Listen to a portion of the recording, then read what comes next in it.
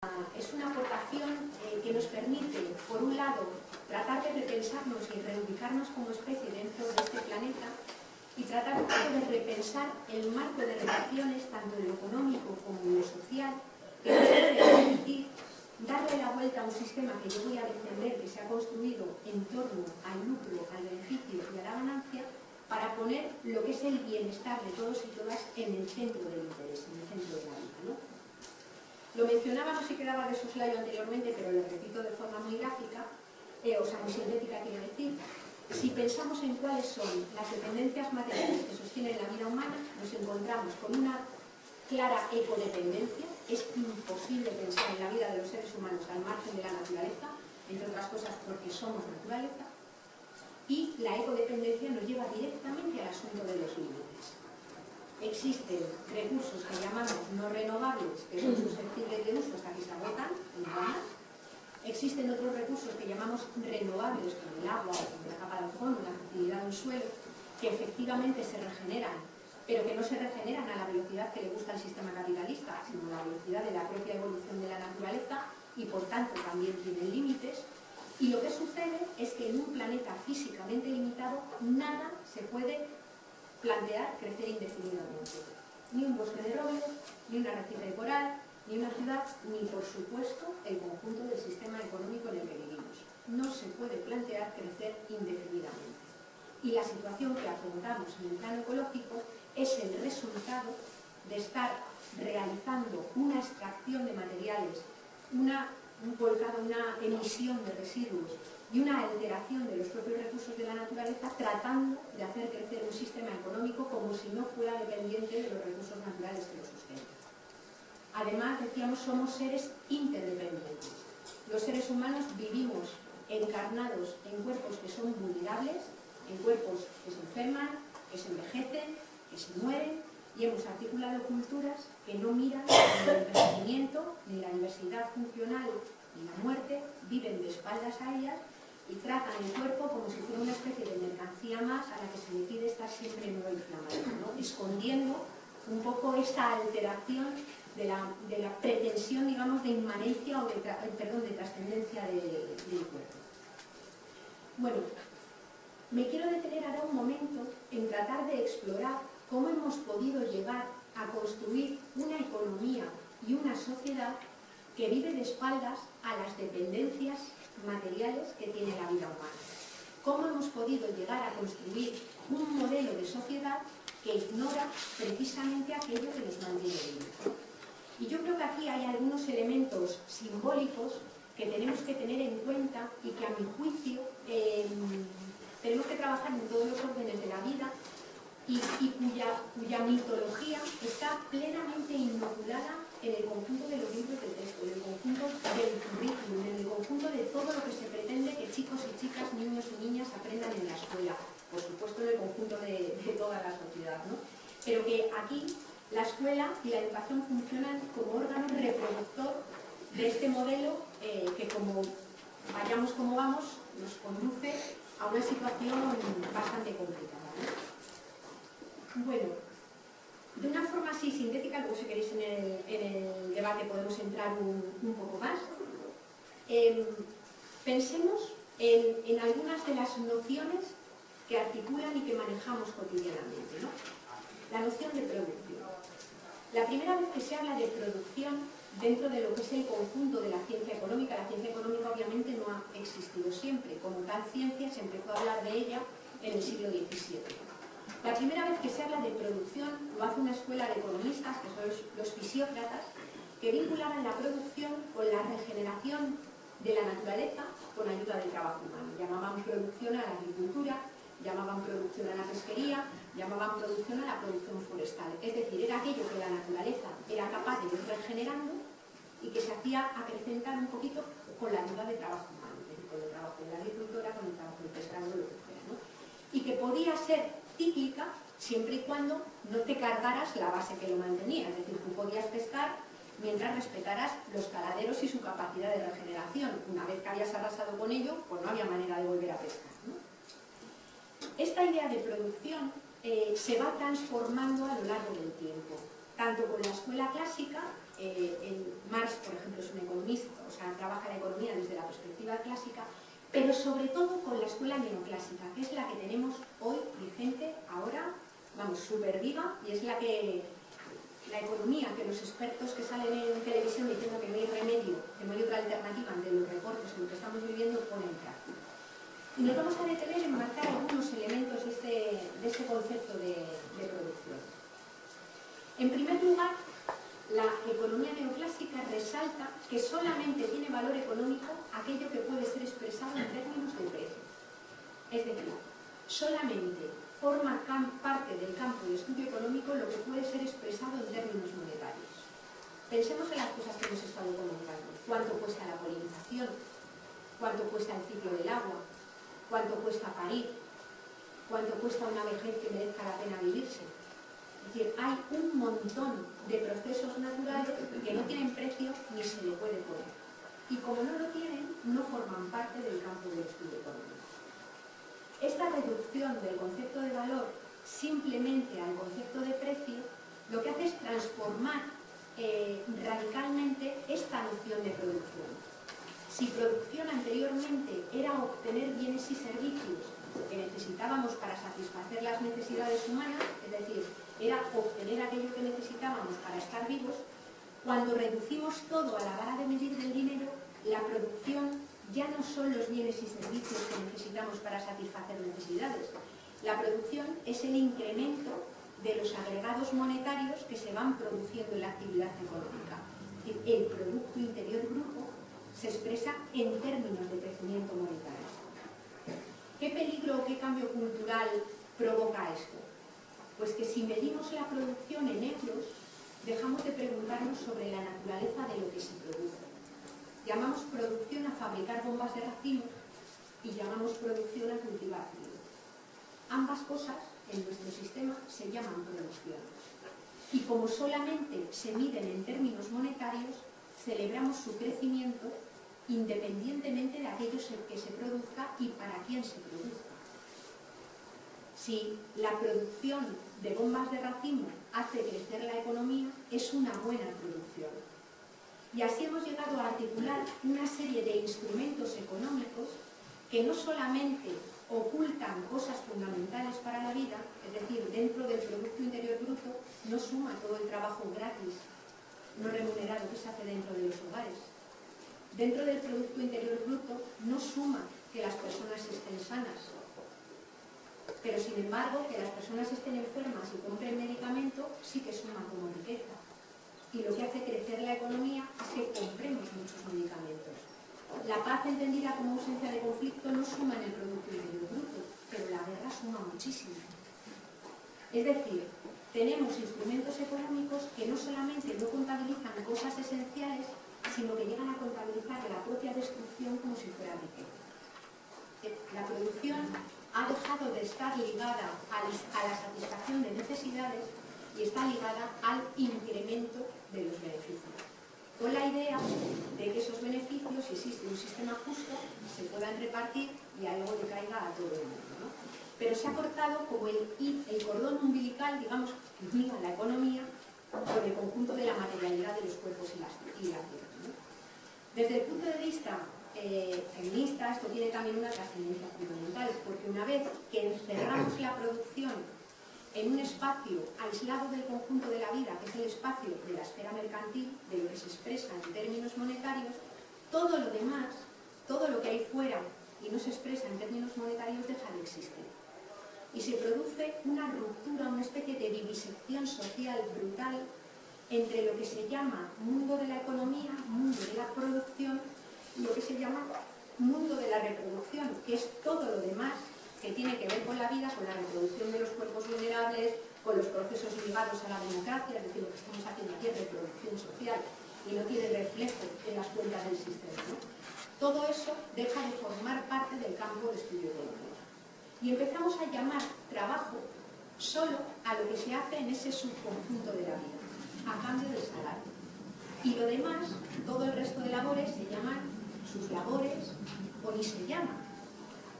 No forma parte de lo que nuestras sociedades consideran que es trabajo. Pero lo gordo es que asociamos además la posibilidad de tener derechos ciudadanos, sociales y económicos a la participación en ese subconjunto. Es decir, si tú tienes derecho a tener una protección ante el desempleo, tienes derecho a tener una pensión de jubilación, es porque has participado en el mundo del empleo remunerado. Si no has participado en él y tienes esa protección, es básicamente porque has estado vinculada a través del matrimonio o de lo que sea con personas que sí han participado en ese mundo del empleo remunerado. Y es este mundo del empleo remunerado el que además acaba teniendo una capacidad de decisión enorme sobre el territorio, es decir, sobre la naturaleza y sobre el tiempo de las personas. Porque al final es el mundo de la economía y el de los beneficios el que decide qué se recalifica o qué no se recalifica en términos de suelo. Es el que se decide si se pone una prospección de petróleo en Canarias o se va a hacer un proyecto de fracking en otro lugar. Es el que decide si se deslocaliza o no una empresa a un tercer país.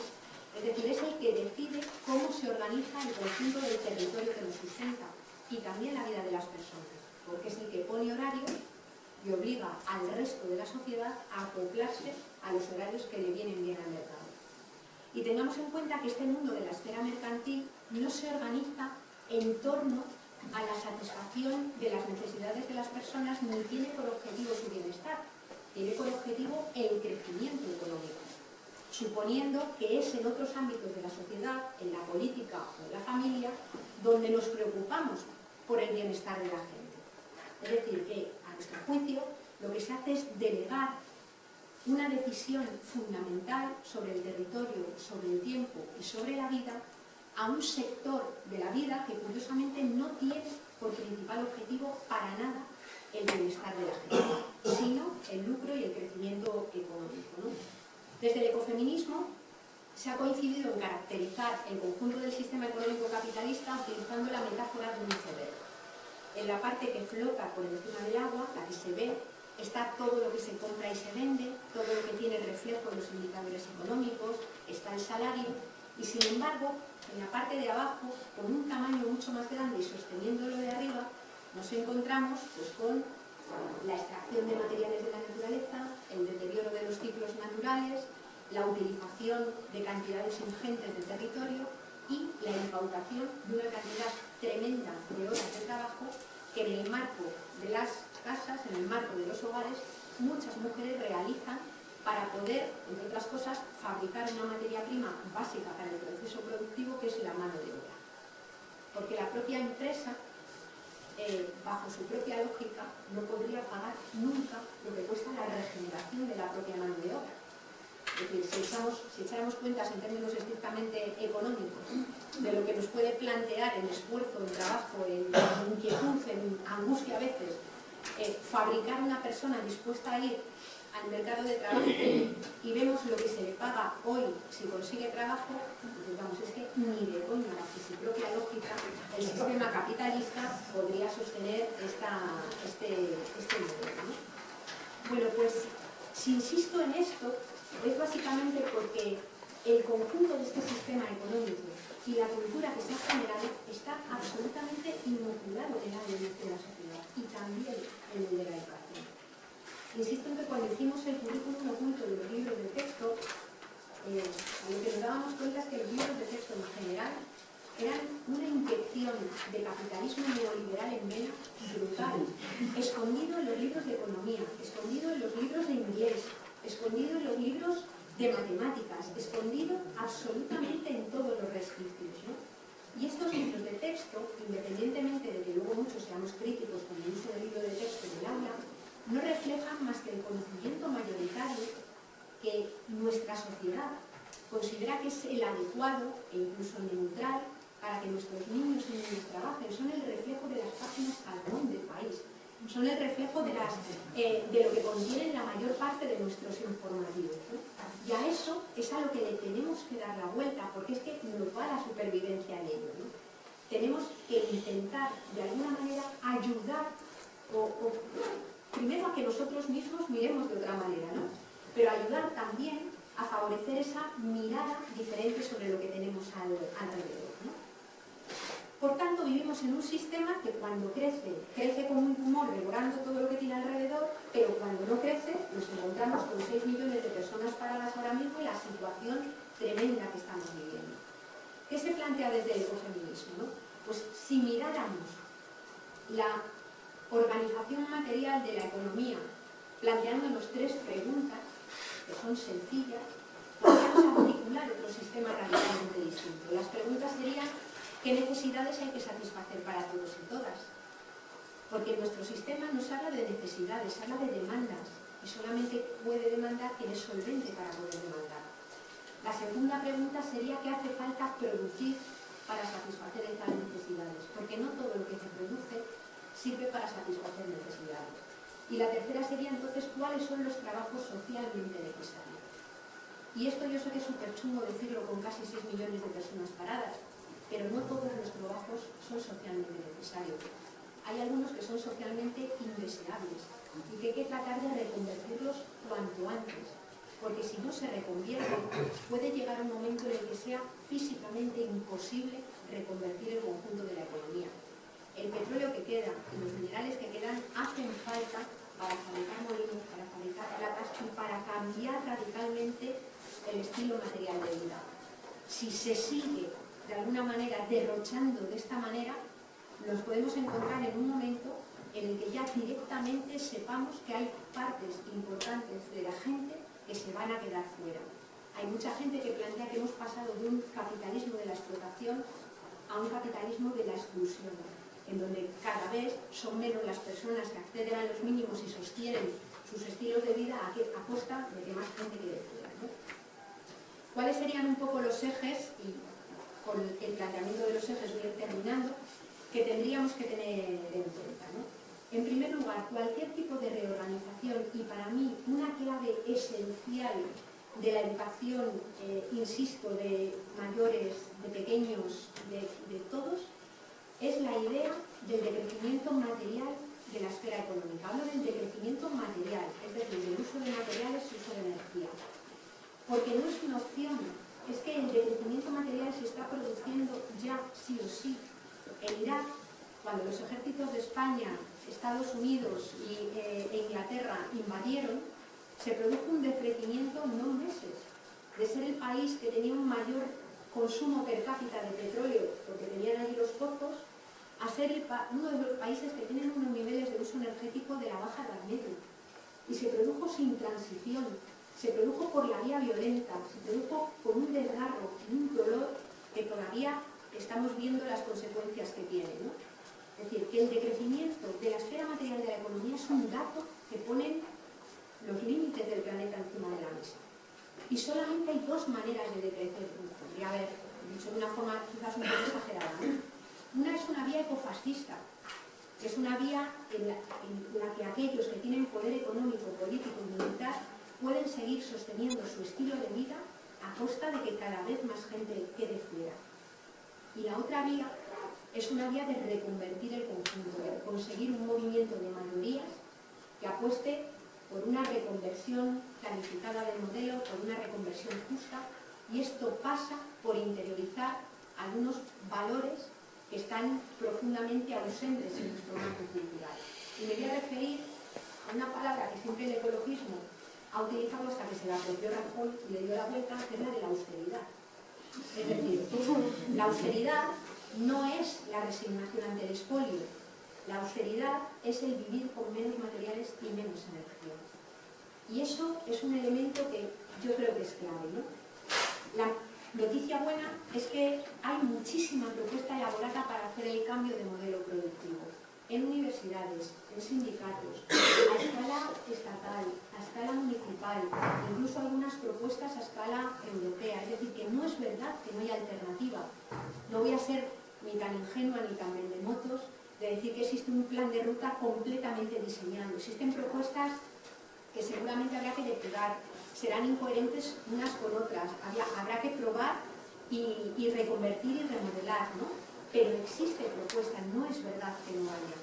Es decir, es el conjunto de la economía y el conjunto de los expertos el que sistemáticamente está constantemente repitiendo: no hay alternativa, no hay alternativa, no hay alternativa, no hay otra forma de hacer las cosas, sí que la hay. Esto lleva funcionando muy poco tiempo para los 200.000 años que lleva un uso aquí. Es decir, no siempre se ha hecho así, ni además todo funciona así, ¿no? El segundo elemento a partir del decrecimiento material sería un poco tomar en cuenta todo lo que tiene que ver con la interdependencia. Y ahí entra el poner en valor y visibilizar todo el trabajo de cuidado, pero no solo. Entra también la necesidad de repartirlo. No basta con valorar el trabajo de cuidado, sino tener en cuenta que las mujeres no somos las únicas encargadas de cuidar de los cuerpos vulnerables. Es un elemento básico y antropológico de existencia, es un elemento de reciprocidad, y como es de reciprocidad, hombres y mujeres se tienen que encargar de ello, y el conjunto de la sociedad también. Por eso hacen falta servicios públicos, por eso hacen falta servicios sociocomunitarios que de alguna manera también respeten el derecho de las mujeres a no cuidar si no quieren. Es decir, que de alguna manera no sea un privilegio solamente de algunos hombres, ¿no? Esta idea de interdependencia tiene mucho que ver también con la idea de democracia. Si los seres humanos somos vulnerables y no podemos sobrevivir en soledad, la democracia y la cooperación, lo colectivo, son un elemento básico de supervivencia. Sin cooperación no hay posibilidad de sobrevivir y la humanidad no hubiera llegado donde está ahora. El cuarto elemento sería la distribución de la riqueza. Si el planeta es un planeta físicamente limitado y no hay manera de hacer crecer la producción ilimitadamente, la única manera que hay de caminar a la justicia es repartir la riqueza. Y eso es una cosa que se le ha olvidado hasta los sindicatos, que han dejado hablar mayoritariamente de reparto de la riqueza para hablar mucho del crecimiento económico con esta teoría del goteo que supuestamente algo nos iba a caer a todos y a todas, ¿no? La distribución de la riqueza es central. Tenemos los elementos que tienen que ver con los impuestos, tenemos que ver elementos que tienen que ver con rentas mínimas, ¿por qué no con rentas máximas? Si hay gente a la que se le puede poner un tope sin que viva mal ni renuncia a muchas cosas por ello. Y tenemos también que abrir el debate sobre la propiedad. Y no me refiero a la propiedad de la casa en la que vives o del taller en el que trabajas, me refiero a la propiedad obscena. Si los recursos son limitados y hay gente que acapara muy por encima de lo que le corresponde, evidentemente habrá gente que se quede fuera. Por eso a mí, lo dejo para fuera, la reivindicación del sindicato andaluz de trabajadores del campo cuando entraba a los mercadones y decía vengo a expropiar alimentos, me pareció que ponía tan nervioso al conjunto de todos los políticos, porque señalas la falta de legitimidad moral y social que puede tener el apropiarte o el considerar propiedad privada y la propiedad privada además como un derecho sagrado cuando hay gente que no accede a los mismos, ¿no? Yo ese asunto de desacralización de la propiedad me parece otra cosa también importante a trabajar en la educación, ¿no? Y en último lugar está todo lo que tiene que ver con cómo favorecer un cambio en el poder que de alguna manera permita imponer este tipo de cambios, ¿no? Yo, como persona que pertenece a los movimientos sociales, creo que todo este tipo de cambios se debe hacer por abajo, pero me encantaba cuando oía antes lo de asaltar las direcciones, porque yo creo que es momento también de asaltar las instituciones. O sea, el momento es tan urgente que hace falta cambio por abajo, hace falta cambio por arriba, hace falta cambio por el medio y por todos los lados, ¿no? O sea, yo creo que el trabajo de la base es fundamental porque nos hace falta cambiar la mirada sobre la realidad que tenemos.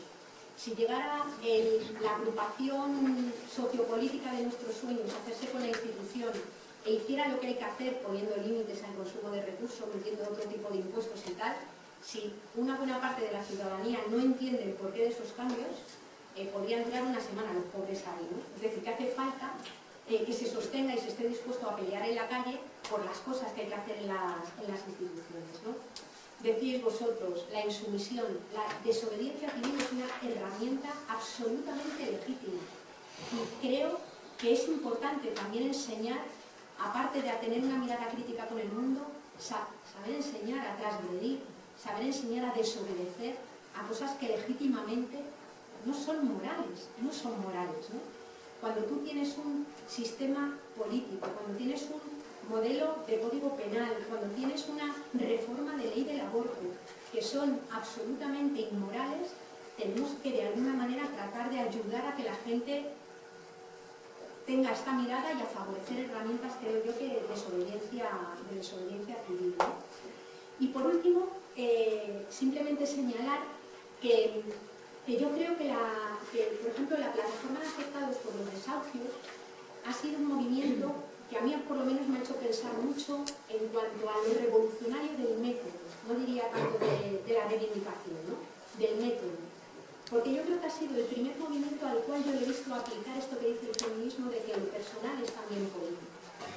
Cuando tienes un movimiento que te hace una propuesta de cambio de ley en Bruselas, que te recoge firmas para una ILP en el Estado español, que te hace scratches para señalar a los sinvergüenzas que tienen en la mano poder resolver la situación y no lo hacen, pero que también se ponen en la puerta de la casa de una persona que va a ser desahuciada, le tocan y le dicen, mira, mientras estemos aquí de tu casa no te echa nadie, ¿no? O sea, esa política que va desde el cuerpo encarnado, desde la necesidad pura de la persona, a la política a nivel grande, a mí me parece que es central, porque si estamos en un momento en el que crece la desafección política, crece la vulnerabilidad, crece el miedo, nos podemos arriesgar a que conecte antes con una mujer que no puede pagar la bombona del butano, una organización fascista y populista, que el conjunto de la sociedad civil organizada. Y eso sería un desastre absoluto. Es decir, la política cruza y va desde el cuerpo, desde la vida cotidiana hasta lo global. Y este tipo de movimientos nos han enseñado. Por eso a mí los centros escolares me parecen también unos centros políticos de primer nivel, porque trabajas con la vida cotidiana de alumnos y alumnas que están escolarizados, con sus compañeros profesores y profesoras, con las familias, con todo el tejido del barrio. Yo siempre digo que yo cuando crié a mi hija, que la crié los primeros años sola, a mí me salvó la vida y la reproducción social mi colegio, que era un colegio de barrio, un colegio público, donde estaban, pues desde la persona que estaba en conserjería hasta el conjunto de madres y padres, amigos y los profes, que te echaban una mano con la... Es decir, son centros políticos, en mi opinión, de primer nivel, ¿no? Y simplemente decir que no son tiempos para estar solos y solas, vosotros lo sabéis bien con el lema que habéis puesto, y que en un AMPA, en un claustro, en un partido político, en una asociación ecologista, son tiempos en los que todos y todas tenemos que estar articulados y organizadas. Y yo creo que eso es un gran aprendizaje para chavales y chavalas, ¿no? Que la movilización política, que el participar en lo que quieres que sea tu comunidad, es una fuente de sentido vital inagotable, donde a lo mejor perderemos 1000 batallas. Mira que el movimiento ecologista es especialista en haber perdido de todo, ¿no?